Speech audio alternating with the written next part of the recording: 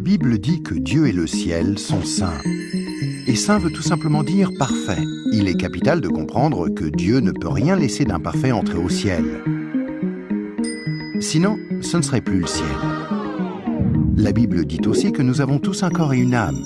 À notre mort, notre corps est enterré ou incinéré. Mais notre âme, le vrai nous, vit pour toujours, soit au ciel, soit en enfer. Malheureusement, nous avons un problème, car la Bible dit que si nous avons enfreint une seule des lois de Dieu, par exemple, si nous avons menti une fois, triché une fois, détesté une fois, juste une fois, comme nous l'avons tous fait, soyons honnêtes, alors notre âme devient imparfaite et nous ne pouvons pas entrer au ciel. Connais-tu quelqu'un qui n'a jamais enfreint une seule des lois de Dieu? La réponse est évidemment non. Alors, voilà notre problème. Nous avons tous enfreint les lois de Dieu, c'est pourquoi nous avons tous une âme imparfaite. Ainsi, si à notre mort, notre âme peut aller soit au ciel, soit en enfer, mais que pour aller au ciel, nous devons avoir un casier judiciaire vierge, et aucun d'entre nous n'en avons un, alors cela signifie que nous allons tout droit en enfer. Cela peut sembler dur, et tu te demandes peut-être comment un Dieu plein d'amour a pu créer un lieu tel que l'enfer, et comment peut-il en plus y envoyer des gens? Alors pensons-y dans ce sens. Pense à quelqu'un que tu aimes vraiment. Maintenant, imagine que cette personne ait été assassinée. L'assassin est arrêté et plaide coupable. Mais tu es horrifié lorsque le juge dit « C'est très mal ce que vous avez fait. Mais parce que je suis un juge plein d'amour, je vais vous faire relâcher. » Tu serais très fâché, n'est-ce pas? Pourquoi? Parce que tu sais que lorsque quelqu'un enfreint la loi, il doit être puni.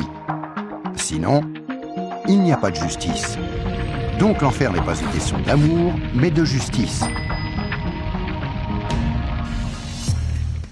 Examinons 3 questions pour comprendre pourquoi il y a ce lieu qui s'appelle l'enfer.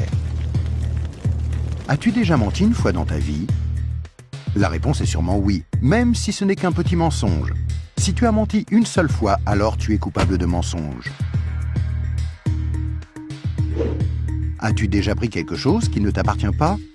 Par exemple, es-tu déjà arrivé en retard au travail ou es-tu déjà parti trop tôt en étant quand même payé? As-tu déjà utilisé le téléphone du patron ou la photocopieuse sans demander la permission ou ramené un stylo du bureau à la maison? Tout ceci, bien sûr, est du vol. La plupart des gens ont pris quelque chose qui ne leur appartient pas, ce qui les rend coupables de vol.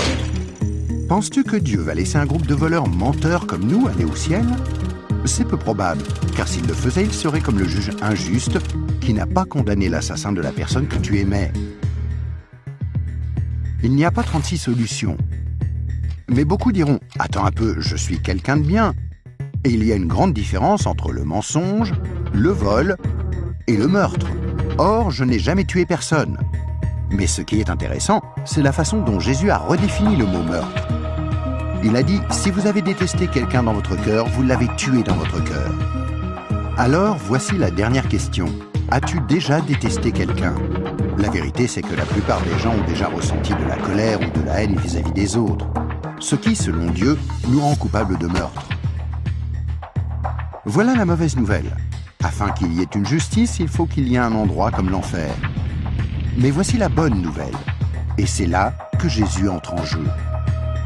Ce qui distingue Jésus du reste du monde, c'est qu'il est parfait. Contrairement à nous, il n'a enfreint aucune des lois de Dieu. C'est pourquoi il a un casier judiciaire vierge, une âme parfaite.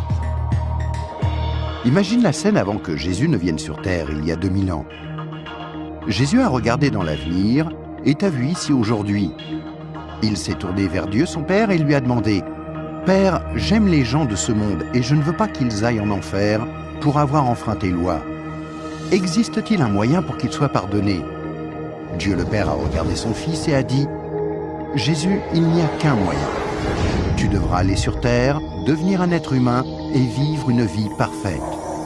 Puis tu mourras d'une mort cruelle sur une croix pour prendre la punition que les gens du monde méritent pour avoir enfreint mes lois. Quand tu auras fait ceci, le jour où ils te demanderont d'échanger leur casier judiciaire avec ton casier judiciaire parfait, alors il leur sera possible d'être pardonnés. » Jésus a accepté volontairement, et il y a 2000 ans, il est venu pour donner sa vie pour nous, pour payer le prix de toutes les lois de Dieu que nous avons enfreintes. Or, il n'y a pas de plus grand amour que lorsque quelqu'un donne sa vie pour nous. Mais il y a encore autre chose que nous devons faire pour être pardonnés. Il y a 3 événements principaux dans la vie de chacun.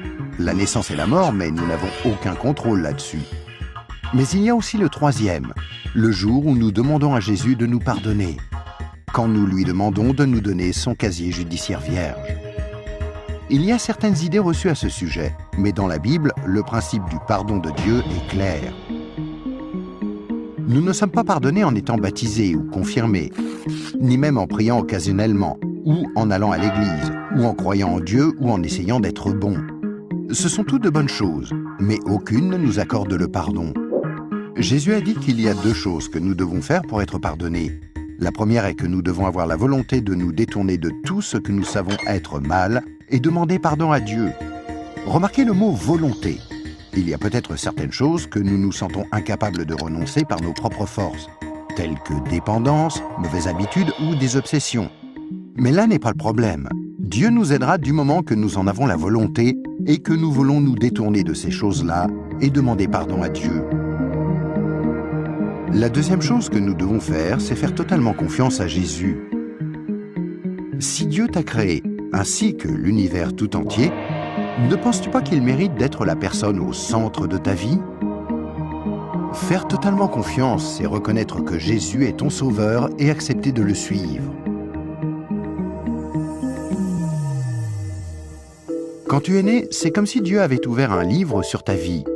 Maintenant, garde en tête que Dieu voit tout ce que tu fais. Il connaît chaque attitude, chaque pensée, chaque motif et chaque action.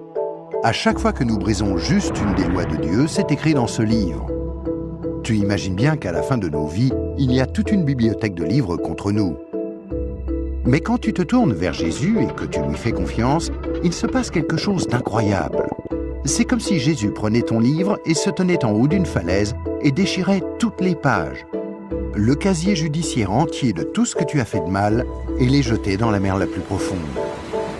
Il promet de ne plus jamais se rappeler de toutes ces choses.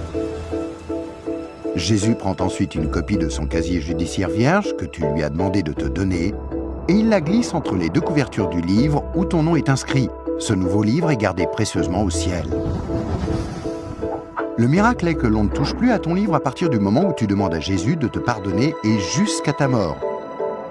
Même si tu fais des erreurs et brises encore les lois de Dieu. Devenir un chrétien ne te rend pas parfait sur le coup, et tu ne peux pas non plus dire une prière rapide et ensuite retourner à ton ancienne manière de vivre. Rappelle-toi, Dieu t'a pardonné pour toujours quand tu lui as demandé le casier judiciaire vierge de Jésus. Tout ce qu'il demande, c'est que tu lui soumettes tout et le laisses te purifier jour après jour. Quand tu mourras, tu passeras en jugement devant Dieu. Il ordonnera à ses anges d'aller chercher ton livre. Il l'ouvrira et dira « Cette personne était parfaite ». Et tu répondras « Non, je ne l'étais pas. J'ai enfreint tes lois. Est-ce que je ne mérite pas d'aller en enfer ?» Et Jésus te dira « Selon la justice, tu mérites d'aller en enfer. Tu as enfreint mes lois, et certaines, de nombreuses fois. Mais, mon enfant, tu as mon casier judiciaire vierge. Celui que je t'ai donné quand tu t'es tourné vers moi et que tu m'as fait confiance, et je t'ai pardonné. Bienvenue au ciel. » C'est pourquoi Jésus est si merveilleux. Grâce à lui, il est possible que chacun, peu importe les erreurs commises, soit pardonné et entre un jour au ciel. Imagine que tu ne te sois jamais tourné vers Jésus. Pense à ce qui pourrait arriver. Quand tu mourras, tu iras devant Dieu lors du jugement et Dieu te dira « Je suis désolé, je ne peux pas te laisser entrer au ciel, je dois t'envoyer en enfer. Tu ne m'as jamais demandé de te pardonner. Je t'aimais tellement que j'ai tenté par 6 façons différentes d'attirer ton attention. Premièrement, je suis mort sur la croix pour prendre sur moi ta punition. Deuxièmement, quelqu'un t'a expliqué d'une manière simple que tu pouvais être pardonné. Troisièmement, il y avait des églises à travers le monde. Certaines étaient bonnes, d'autres moins bonnes. Tu aurais pu trouver les bonnes. Quatrièmement, je t'ai donné une conscience pour que tu distingues le bien du mal. Cinquièmement, j'ai créé un monde si beau. Comment as-tu pu ignorer ma présence? Et sixièmement, je suis ressuscité des morts, afin de prouver que je suis Dieu, et que tout ce que j'ai dit était vrai. Mais tu n'as encore rien fait. Je suis désolé, je ne peux pas te laisser entrer au ciel. Je dois t'envoyer en enfer. Et toi, si tu meurs ce soir, où iras-tu? Rappelle-toi, pour entrer au ciel, il faut un casier judiciaire vierge, que tu ne peux avoir sans avoir demandé à Jésus de te donner le sien. Afin de recevoir ce don gratuit, tu dois faire seulement 2 choses. Tout d'abord, tu dois vouloir te détourner de tout ce qui est mauvais dans ta vie et demander pardon à Jésus. Et deuxièmement, tu dois faire totalement confiance à Jésus. À moins de faire ces 2 choses, il t'est impossible d'être pardonné et à ta mort, il te sera impossible d'entrer au ciel. Ce qui est affreusement triste, parce que c'est la raison pour laquelle Jésus est mort pour toi.